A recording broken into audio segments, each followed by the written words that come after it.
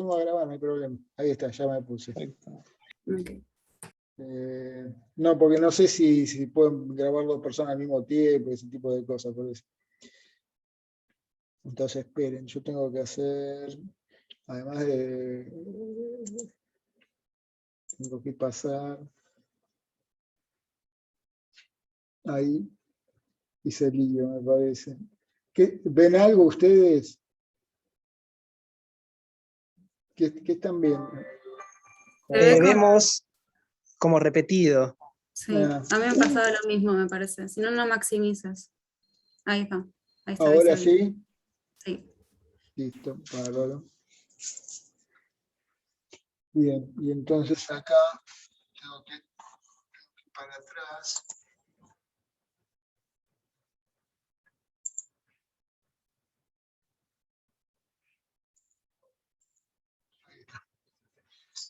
Bueno, la semana pasada lo que habíamos visto es que nosotros podíamos seguir una reacción de titulación redox a través de un electrodo indicador, como estuvo mostrando ahora Magalí, y entonces lo que graficábamos era el potencial del electrodo indicador versus el volumen que agregamos del reactivo titulante, y que el punto de equivalencia iba a estar a un determinado potencial. En el caso de las reacciones entre hierro 2 y serio 4, ese potencial daba el 1,11 volts versus hidrógeno. Y entonces, si bien existe este método de seguir con una celda galvánica, o sea, un electrodo de platino, un electrodo de referencia, yo podría seguir la reacción. Eso es en teoría, o sea, por ejemplo, con serio 4 o serio 3 eso anda bastante bien y se puede hacer, pero no siempre es posible, y muchas veces lo que se usa, básicamente por lo que preguntó uno de ustedes, creo y hay sobrepotenciales, las reacciones en la superficie del equilibrio con la superficie del electrodo no es rápido, y entonces lo que conviene hacer es trabajar con alguna otra reacción química que cuando se produce el proceso de óxido-reducción cambia de color. Es lo mismo que hicimos con ácido-base, donde la base conjugada o el ácido conjugado cambiaba de color, con complejometría, donde se formaba un complejo, una sustancia que al formar complejo con magnesio, con el ion que sea, cambia color. Bueno, y acá vamos a tener una sustancia que cuando yo la oxide o la reduzca, también va a cambiar color. Entonces vamos a ver cuál es el criterio. Y entonces el criterio es el siguiente. Y esta es la transparencia que estaba mal en el primer PDF y ahora la cambié. Supongamos que yo tengo una especie que en su forma oxidada es azul y en su forma reducida es roja. Entonces, lo que yo tengo es el típico criterio de ver si yo tengo un exceso de una de las formas, por ejemplo, la forma reducida, 10 veces la forma oxidada, yo la voy a ver roja, y entonces a mí me va a estar indicando que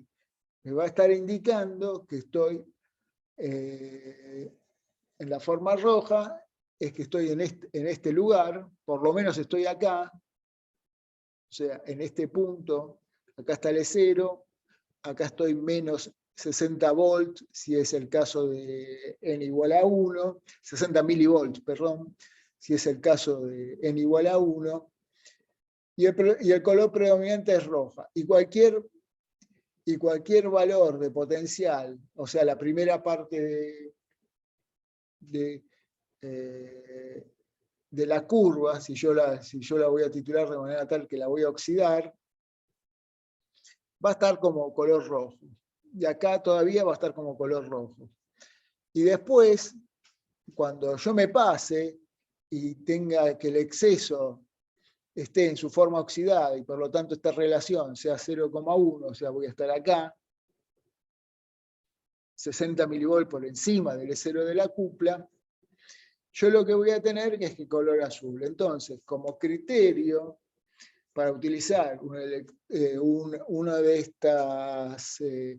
estos compuestos que en su forma oxidada y reducida tiene distinto color, es decir que yo lo que voy a tener es que el valor que me sirve a mí de la cupla es el E0 de esa cupla y que su cambio de color se va a dar en un rango de más o menos 60 milivolts dividido el número de electrones que cambia. Por lo general, o va a cambiar un electrón o va a cambiar dos. Más que eso no va a pasar. Y entonces vamos a ver ahora unos ejemplos.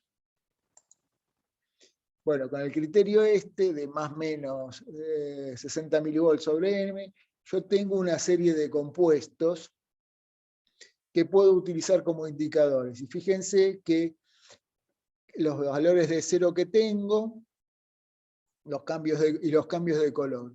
Entonces, veamos la curva de titulación nuestra. Yo lo que tengo es que el salto, donde puedo tener un pequeño error si se produce el cambio de color acá, acá o acá, es más o menos entre 0,9 y 1,3 volts. Entonces, vamos viendo un poco los distintos casos. El primer caso que estaría cerca sería la difenilamina sulfonato, que tiene un potencial de 0,85. Entonces, si ustedes se van al gráfico, eso cae más o menos por acá. Con lo cual, el error es bastante importante. ¿Me siguen todos ahí? El que sigue sería la trisbipiridina de hierro, cuyo color cambia acá. Esa está realmente buena. Acuérdense que el punto de equivalencia era 1,11. Acá tengo que esto cambia en 1,12. Mejor imposible. La ferroína cae acá. Le hice un poquito corrido, pero está muy cerca. En realidad lo corrí un poco para que se vea. Este también funciona muy bien. Y por último, la nitrofenantrolina de hierro cae acá. Y este también es bastante aceptable, porque el error acá sería muy chiquito. Fíjense que esto es muy empinado. Entonces, el criterio para la elección de un indicador visual más o menos sigue los criterios de siempre. Es ver que esté dentro del rango donde se produce el salto en forma bien empinada para que el error sea lo más chiquito posible. ¿Estamos? Disculpe, profe, ¿le puedo hacer una consulta? Sí. No entendí del todo bien cómo funciona el indicador. Onda, por ejemplo, en ácido base, al haber un cambio de pH, estaba el equilibrio ácido-base del indicador, que era lo que producía el cambio de color.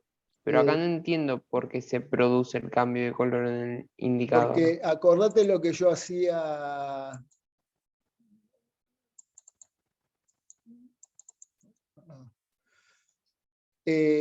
Cuando yo titulo, suponete que yo te estoy titulando hierro 2 y tiré unas gotitas de esta especie IN en forma reducida.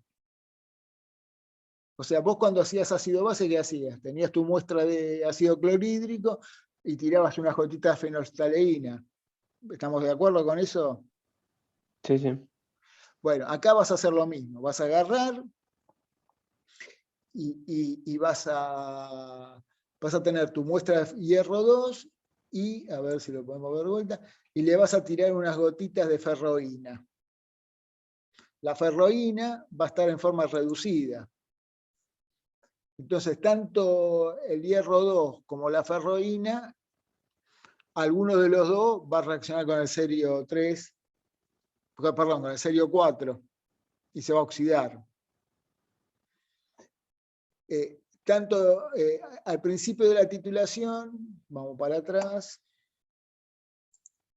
yo estoy acá, o sea, tengo un potencial relativamente bajo y voy a tener la ferroína y el hierro 2 en forma reducida. Y voy aumentando, y voy titulando, y voy titulando. Pero fíjate vos que como la ferroína tiene un E0 de 1,14,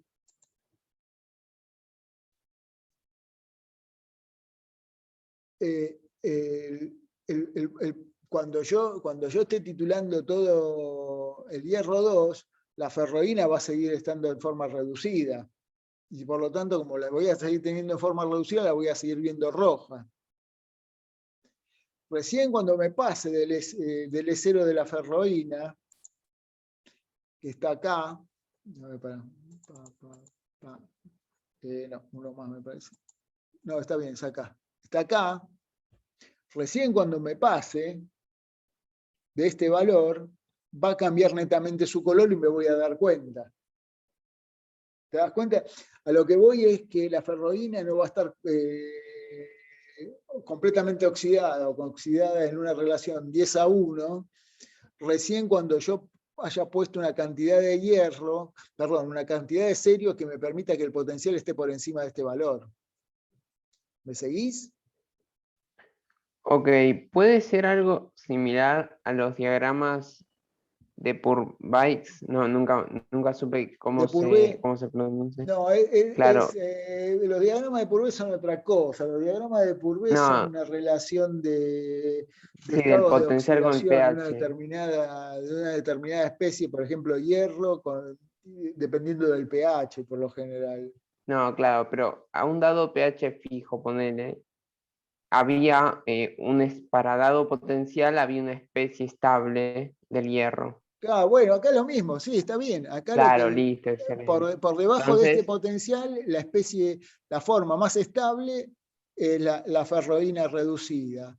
Por encima de listo, este perfecto. potencial, Es la forma la especie oxidada. más estable es la ferroína oxidada. Excelente, ahí quedó muchísimo más claro. Muchas gracias. De nada. Bien, seguimos.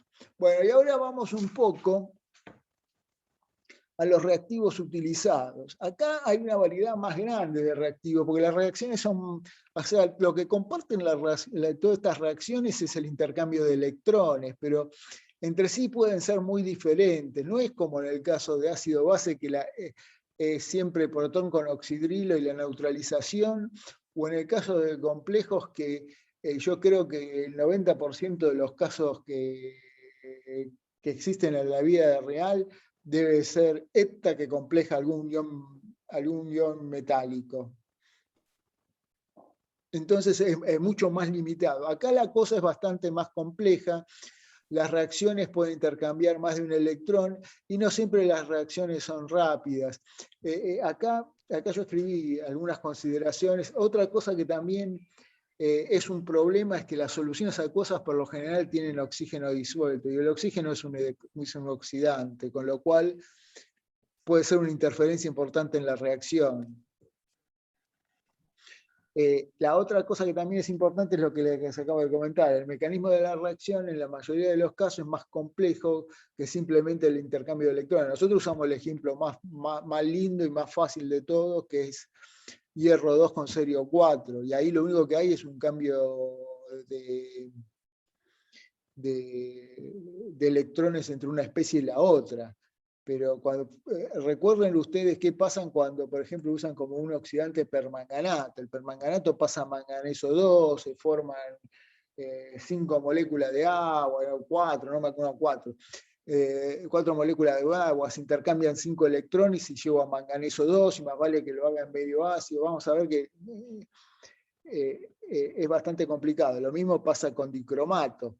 Dicromato también va a tener un intercambio, una ruptura de enlaces bastante importante. Entonces la cosa no es tan trivial. Otra cosa que puse acá, que yo no sé si lo discutieron al principio de la materia, es las drogas que son patrones o estándar primarios, o sea, son drogas que vienen muy puras, muy estables, y entonces si ustedes la pesan bien y hacen la solución bien, saben realmente la concentración que tienen de esa especie. Y eso se usa para valorar el título de una determinada especie que se va a usar como titulante. ¿Estamos? Entonces, vamos a ver un poco, acá está la lista de los oxidantes, que son principalmente permanganato, dicromato y serio 4. Yodo es un titulante, es un oxidante moderado, y vamos a ver que se usa siempre en combinación con el tiosulfato. Y los reductores son las sales ferrosas, que es un reductor moderado, y después el tiosulfato, y en menor medida el arseniato y el oxálico. Más que nada se usan como patrones para valorar los oxidantes. Bueno, entonces, empecemos con las sales ferrosas.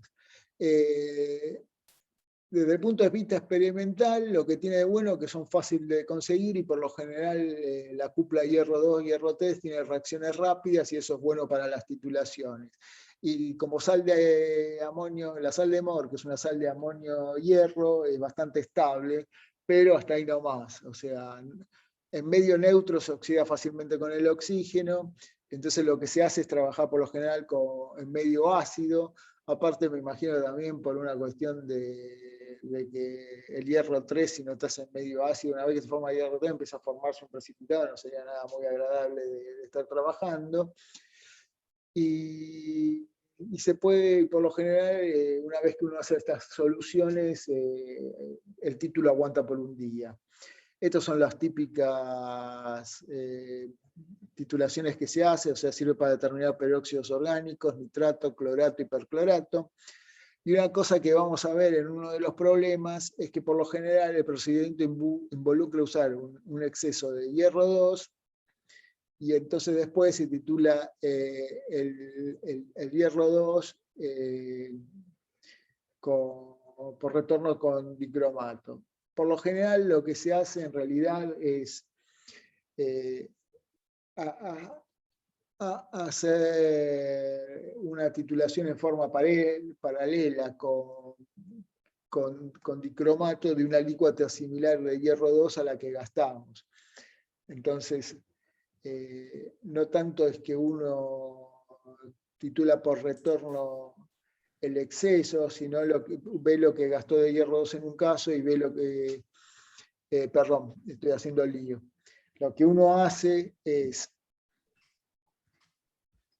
agregar el exceso, por ejemplo, usar 50 mililitros de hierro 2, 0,1 molar. Y entonces titula uno de estas especies. Y le sobró una determinada cantidad que la va a titular con dicromato de potasio, y le va a consumir 10 mililitros de dicromato de potasio, 20 milimolar. Y entonces lo que hace paralelamente es usar, como acá, 50 mililitros de hierro 2, 0,1 molar, y eso se titula con dicromato. Y eso sirve, y entonces lo que uno hace para calcular la cantidad de nitrato de lo que quiso titular, lo que hace la diferencia entre las dos titulaciones. Lo vamos a ver con una determinación de DQO, pero lo que voy yo es que eso sirve para no tener que estar haciendo la valoración. En cierta forma, estoy haciendo la valoración de la solución de hierro 2 con el dicromato y saber realmente cuál es el título que tiene. Y bueno, y acá está expresada la reacción. Fíjense que es una cosa bastante complicada, aunque bastante rápido y bastante bien. Acá tenemos que cada dicromato consume 6 hierros, ¿no? Por eso daban las concentraciones tan diferentes en un caso y en el otro. Bueno. Los reductores, en realidad esto es una mezcla de tiosulfato y yodo. En realidad el que es un reductor muy fuerte o bastante fuerte es el tiosulfato, que tiene un potencial de 80 milivolts versus hidrógeno. El problema del tiosulfato es que es un reactivo medio complicado para mantener y para hacer reacciones de titulación. ¿Por qué? Porque se descompone en medio ácido, crecen los microorganismos, se descompone con la luz, Y además, la otra cosa que tiene es que con muchas especies oxidantes produce muchas veces reacciones secundarias, por lo que no puede usarse directamente como agente titulante. Uno cuando usa un agente titulante quiere que la reacción sea completa, rápida y única. No puede tener varias reacciones posibles. Entonces lo que se hace es combinarse con yoduro-yodo, con la cupla de yoduro-yodo, porque la reacción con yodo es así, es rápida, es completa y única. Entonces vamos a ver como ejemplo la titulación del hipoclorito en lavandina, que es lo que ustedes van a hacer en el laboratorio cuando vayan. Y lo que van a hacer es esto, van a tener una solución de lavandina, van a tomar una alícuota, la van a titular con yoduro en medio ácido, eso va a producir yodo, van a tener que ajustar el pH un poco para después hacer la titulación con tiosulfato, y el yodo va a volver a yoduro. Y entonces ustedes van a poder saber cuál es la concentración de hipoclorito a partir del yodo que generaron previamente. Una de las cosas buenas que tiene este sistema es que tanto el tiosulfato como el yoduro de potasio son reactivos que se pueden conseguir con buena pureza a muy bajo precio, entonces eso es barato. Y la otra cosa es que el punto final lo pueden seguir simplemente agregando almidón. O sea, el almidón lo que hace es complejar al yodo, y entonces esto tiene un color azul, y cuando se forma yoduro, esto es completamente transparente, entonces hay un cambio de color de azul a transparente, simplemente complejando un poquito el yodo, con lo cual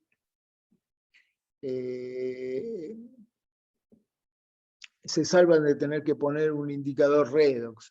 O sea, el almidón es algo muy barato y muy sencillo. Y por último, la solución de tiosulfato la pueden valorar con sales de iodato o con dicromato de potasio, que es lo que ustedes van a hacer en el laboratorio. Bueno, otros oxidantes. Este también, permanganato. Perdón, ahora pasamos a oxidantes. Permanganato de potasio es muy barato. El único problema y tiene un buen potencial, fíjense que es bastante alto, 1,51 volts, pero el problema que tiene es que es muy inestable, se descompone con la luz y puede dar reacciones secundarias. Por lo general lo tienen que usar en un medio fuertemente ácido. Esta reacción es bastante compleja, pero lo que tiene de bueno es que a medida que se va formando manganeso 2, cataliza esta reacción y por lo tanto se desarrolla en forma bastante rápida.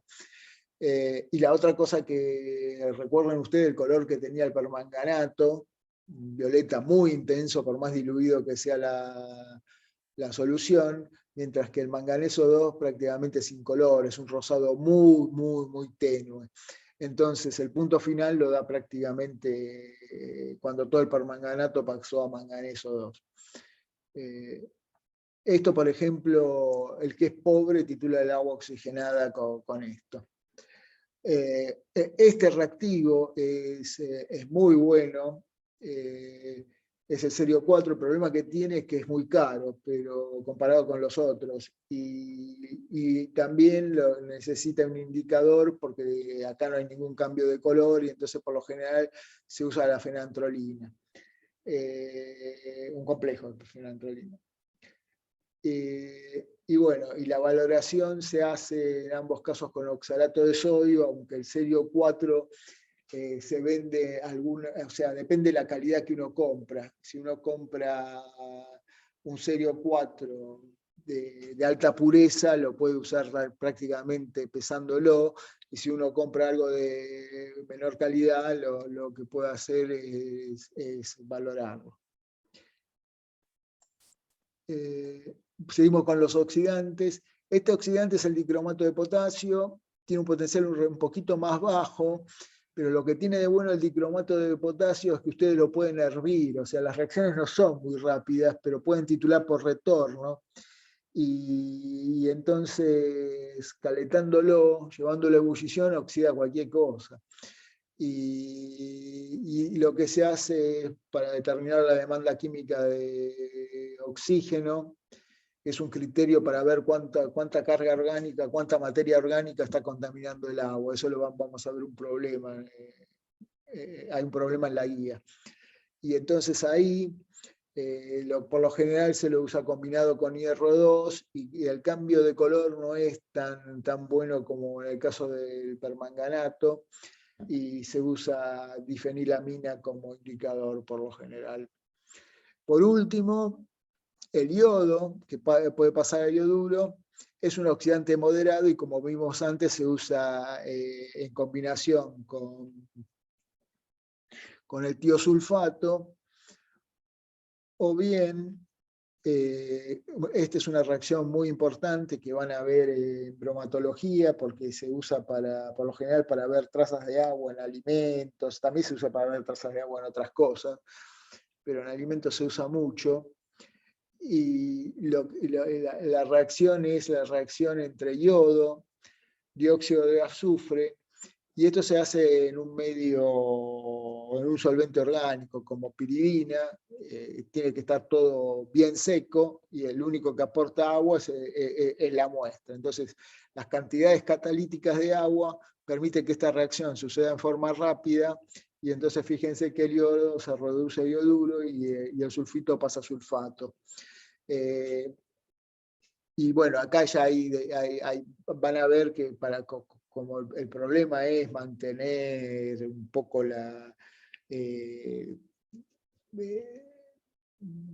que el sistema se mantenga seco, hay que usar todo un dispositivo muy particular porque la humedad del aire interfiere. Entonces, o sea, la reacción, al principio la reacción es esta, pero el dispositivo es un poco más complejo.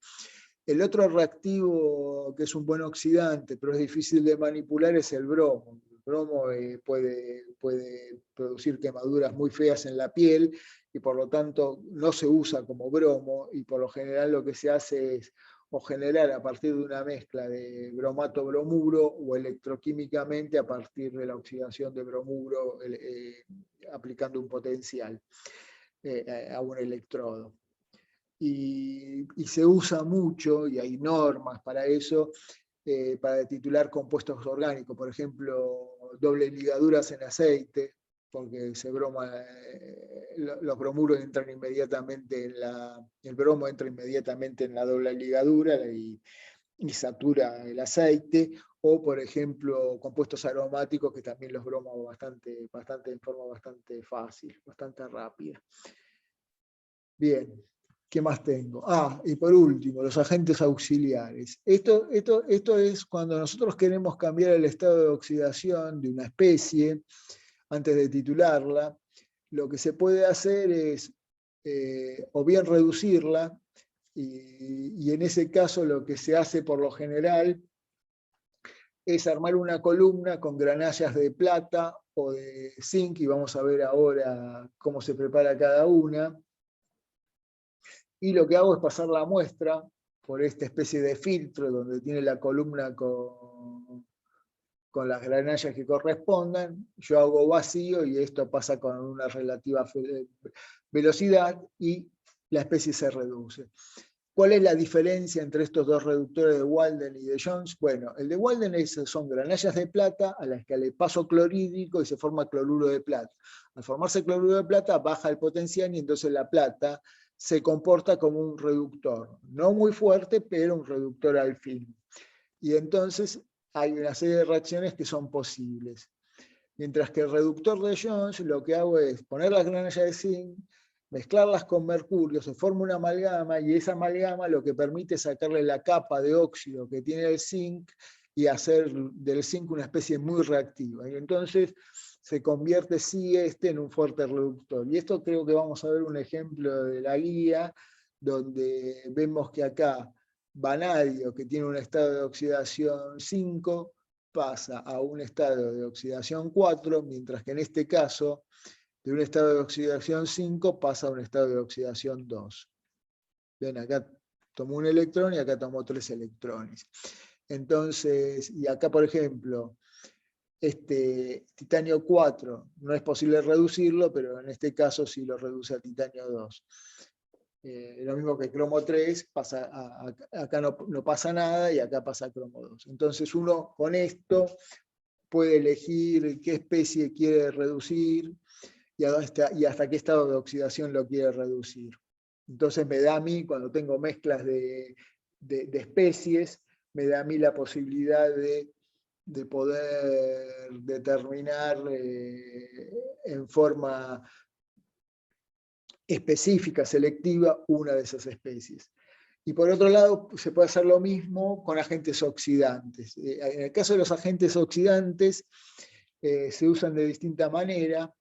El bismutato de sodio en particular es una sal bastante insoluble que puede convertir en manganeso 2 a permanganato, y entonces lo que hago es un equilibrio con la sal, agito, veo que se produzca, la dejo un tiempo para que se produzca la oxidación, y después filtro el exceso de bismutato de sodio para que no me interfiera en la próxima reacción. El persulfato de amonio puede oxidar el cromo 3 a bicromato y el cerio 3 a cerio 4, y el exceso lo remuevo hirviendo. Y el peróxido de sodio o de hidrógeno también es un oxidante bastante enérgico, y el exceso lo puedo remover también hirviendo. Fíjense que siempre, cuando uso estos agentes auxiliares, o bien porque está en fase sólida y filtro y paso de largo, o me lo saco de encima, que son estos dos casos, y el caso del bismutato de sodio, o hiervo y lo destruyo, pero tengo que, no tiene que estar presente en la reacción de titulación, porque probablemente reaccione y me va a dar una mala información. Bueno, y creo que con esto es todo. Sí, con esto es todo. Entonces, a ver, ¿qué hora tenemos? Yo tengo 7:30, 7:45 nos juntamos de vuelta, ¿les parece? Dale. Sí, perfecto. Sí, dale. Dejo de grabar y de compartir. ¿Cómo dejo de grabar acá? ¿Dónde está acá?